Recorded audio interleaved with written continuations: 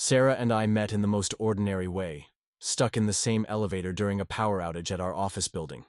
She joked about the universe forcing us to talk, and for years I believed it was fate. We married in 2015, bought a house in the suburbs, and had a son, Ethan, who inherited her laugh. Life felt like a warm blanket, until it didn't. It started with the yoga retreat. Sarah had never been into yoga, but suddenly she needed a weekend in Sedona to find herself. I packed her suitcase, noticing the new lingerie she'd bought. Black lace, tag still on. "For the resort spa," she said, kissing my cheek. But when she returned, the lingerie was gone, and her phone was glued to her palm. One night, Ethan spilled juice on her laptop. I went to wipe it and saw an open tab, a confirmation email for a couple's massage in Cancun. Under guest name, Mark Stevens. My stomach dropped. Mark was her ex from college, the one she'd drunkenly admitted. She'd almost married at a barbecue years ago. I confronted her in the kitchen, my voice shaking. "Who the hell is Mark Stevens?" She froze, then laughed, a sharp, hollow sound. "You're jealous of a work client? Pathetic." But her hands trembled as she poured wine, sloshing it over the rim. The next morning I checked her Instagram. A photo from her retreat, a sunset captioned "Rebirth." I zoomed in. Reflected in her sunglasses, a man's arm, a tattoo of an anchor. Mark had that tattoo. I spent hours scrolling Reddit threads like "R infidelity," reading stories identical to mine. One comment stuck. "When your gut screams, don't mute it." That night, I did something I never thought I'd do. I opened her iPad. Her messages synced instantly. "Mark, miss you. When's the next retreat?" "Sarah, soon. He's clueless." The screen blurred. Clueless. For days I walked around like a ghost. I made Ethan's breakfast, drove him to soccer practice, smiled at the neighbors, all while Sarah's words looped in my head. "He's clueless. Clueless." The word carved itself into my ribs. I started digging. Not because I wanted proof, but because I needed to hurt. I combed through old credit card statements and found charges for a hotel in Cancun dated 6 months earlier. A work conference she'd sworn was mandatory. There were charges for roses, champagne, a couple's cooking class. Reddit users had warned me. Cheaters follow patterns. They're lazy. One night, Sarah fell asleep watching Netflix. I slid her phone off the nightstand, heart pounding, and crept into the bathroom. Her Instagram was logged into a secret account. Wanderlust, Sarah Private. 12 followers. The posts were a punch to the gut. Photos of her and Mark, hiking in Sedona, toes buried in Cancun sand, a selfie in a hotel mirror with his shirtless reflection smirking behind her. The captions were worse. "Finally, living my truth. Love doesn't need a timeline." The oldest post was dated 2 years ago. I vomited into the sink. The next morning, I hired a PI named Frank, a grizzled ex-cop Reddit's R infidelity community swore by. "I'll get you what you need," he said, chewing a toothpick. "But you ain't gonna like it." 3 days later, Frank called. "Meet me at the diner on 5th. Bring cash." The envelope he slid across the booth felt like a live wire. Inside, time-stamped photos of Sarah and Mark at a motel 30 miles away. The last stop in.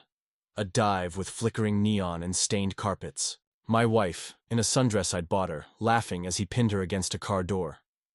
But the worst photo was the last one. Sarah, holding a toddler. Our toddler. A little girl with Mark's narrow eyes and Sarah's smile. Frank tapped the photo. "Kid's about 18 months old. Born right after that Cancun trip, huh?"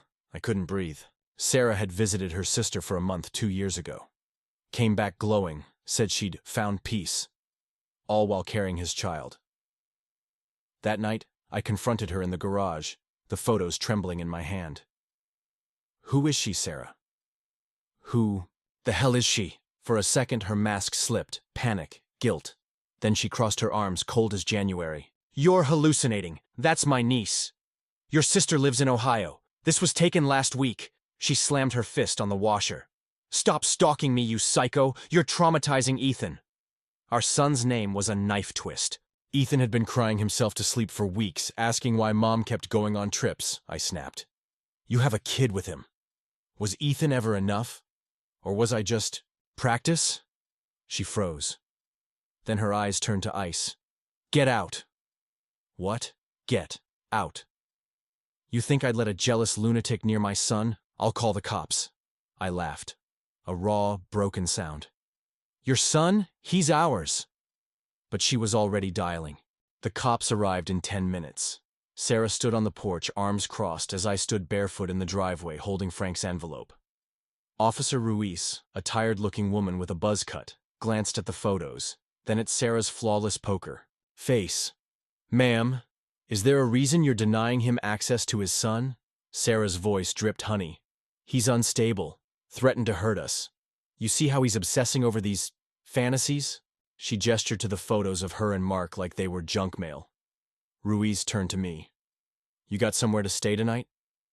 I nodded, numb. My buddy Greg's couch. Again. As I threw clothes into a duffel bag, Ethan clung to my leg, sobbing. Why are you leaving? Sarah pried him off, her nails digging into his tiny shoulders. Daddy's sick, she whispered. He needs to get better. The door slammed. I sat in my truck for an hour, replaying Ethan's screams. Reddit's Our Divorce Men group became my lifeline. User Broken Dad 92 warned me, document everything, she'll weaponize the kids. So I did. Notebook entries, audio recordings, screenshots of Sarah's secret Instagram. My lawyer, a no-nonsense woman named Rita, said it wasn't enough. We need hard proof of the affair, and that kid's paternity. Meanwhile, Sarah played martyr. Her Facebook posts oozed faux grief. Pray for our family during this difficult transition. Our neighbors brought her casseroles. My own mother texted, Are you sure you're not overreacting? Then came the custody hearing. Sarah's lawyer painted me as unhinged. Your Honor, Mr. Carter stalked my client. He's fixated on delusions about a secret child that doesn't exist. I slid the motel photos toward the judge. That's my wife with Mark Stevens. The child is theirs. Sarah's laugh was silk. That's my niece. I've shown you her birth certificate. She had a document listing Mark's sister as the mother.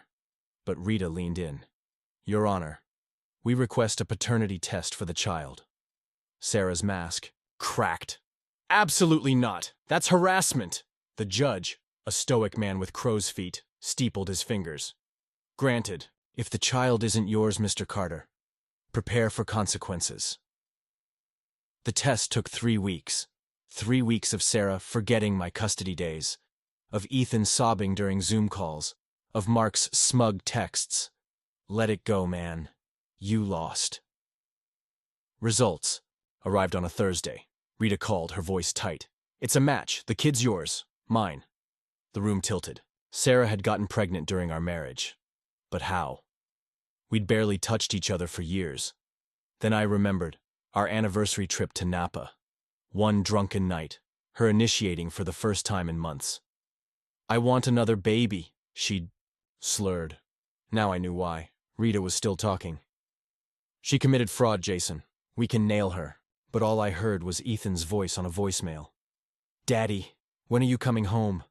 Mommy says you hate us. I drove to Sarah's house, the paternity test crumpled in my fist. She answered in yoga pants. The toddler, my daughter, clinging to her leg.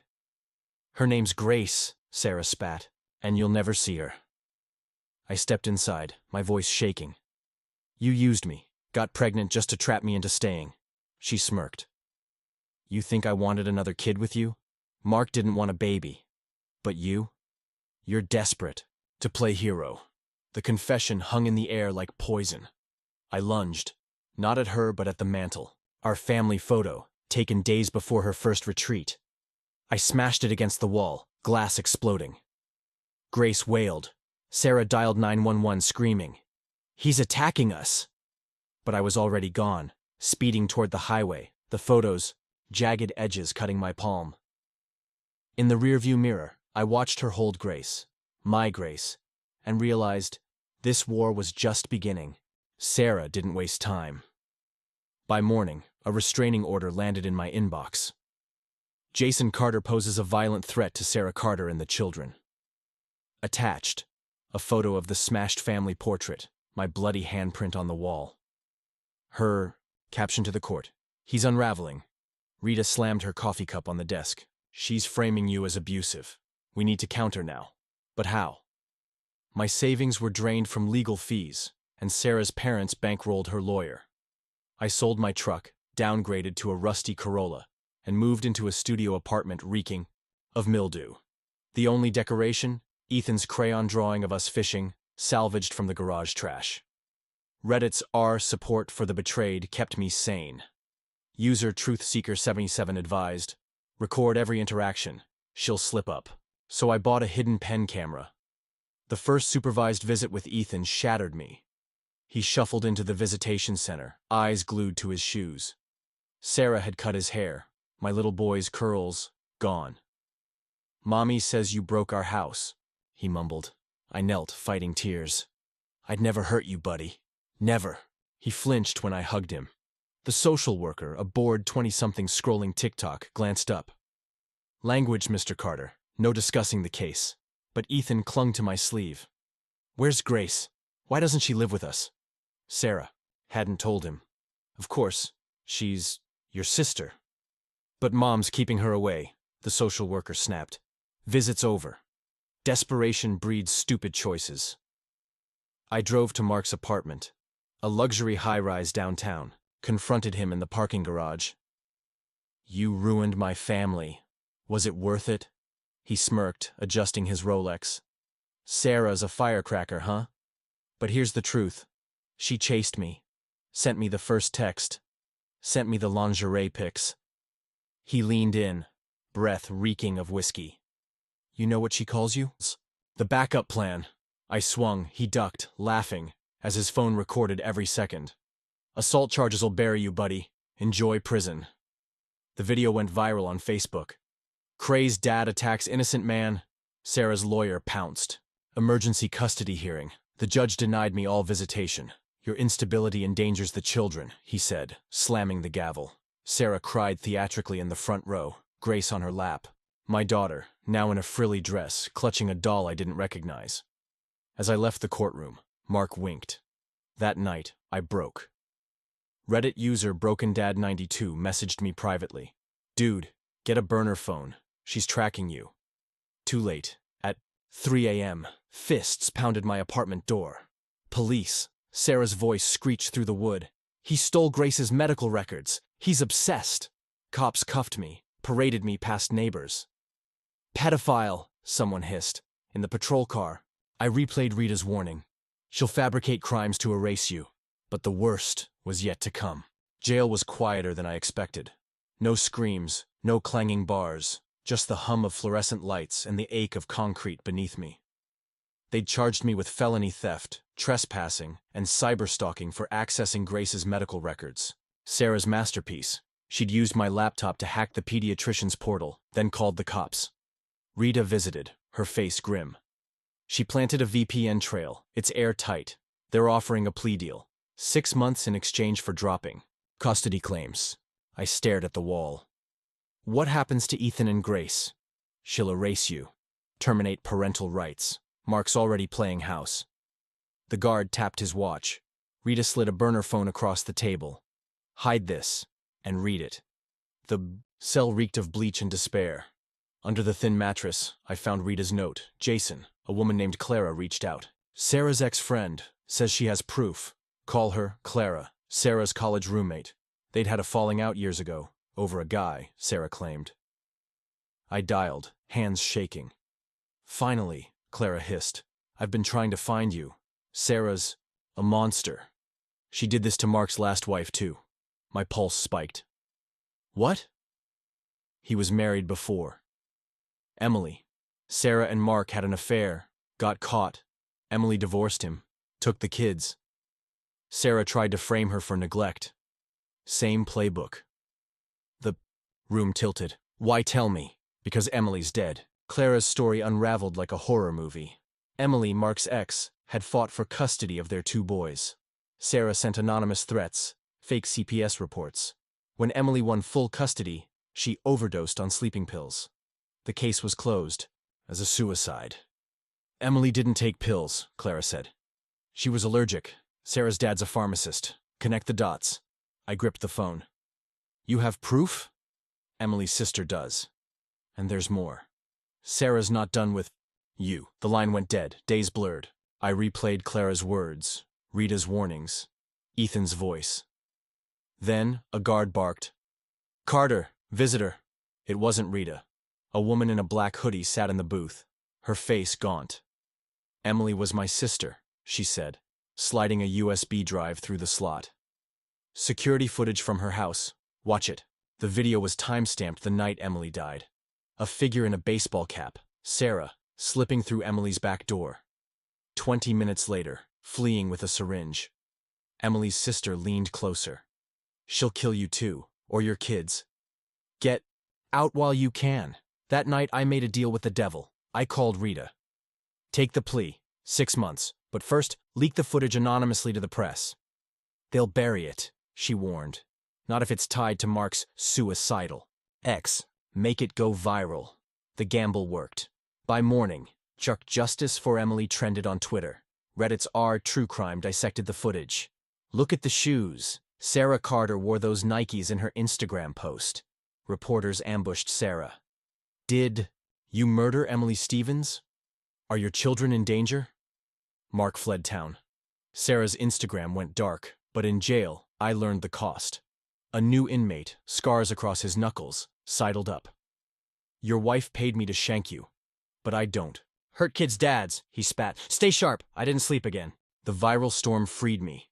Protesters swarmed the courthouse with signs. Free Jason and Sarah Carter. Sociopath. Reporters camped outside the jail, shouting questions about Emily's death. The DA dropped the charges. Insufficient evidence, but the real reason was clear. Public pressure. Rita met me at the gates, her smile sharp. Sarah's panicking. Mark's in Mexico, and her parents cut her off. Now's our shot. First stop, Ethan's school. The principal blocked me at the door. Sarah withdrew him, said they're relocating for safety. My chest tightened. Where? She hesitated. They boarded a flight to Puerto Vallarta this morning. Mark's there. I sprinted to the parking lot, Rita yelling after me. Jason, stop! You violate the restraining order, she'll destroy you. But I was already flooring the Corolla toward the airport. Reddit user Flight Tracker Pro DM'd me Sarah's flight details. Gate 14, departing in 20 minutes. I wove through security chaos, my hoodie pulled low. Spotted her at the Starbucks near the gate. Grace in a stroller, Ethan slumped beside her, clutching a stuffed dinosaur I'd bought him. Sarah hadn't seen me yet. I dialed her number, watched her frown at the screen. Blocked. Then I texted from a spoofed number. Your Uber is outside, she cursed, glancing around. Stay here, she ordered Ethan, wheeling Grace toward the exit. I slid into her vacant seat. Ethan's eyes widened. Daddy? We're going on an adventure, buddy. His hand felt impossibly small in mine. We were almost to the parking garage when Sarah's scream echoed. Thief! He's kidnapping my son. Airport cops tackled me. Ethan wailed, kicking at their shins. He's my dad. Let him go. Sarah snatched Ethan, her face twisted. You'll rot for this. But I grinned, blood trickling from my lip. Check your email. Rita's masterpiece. A custody order signed by a judge 2 hours prior, granting me emergency guardianship. Sarah's arrest warrant for Emily's murder scrolled on the cop's phone. Ma'am, you need to come with us, an officer said. Sarah backed away, clutching Ethan.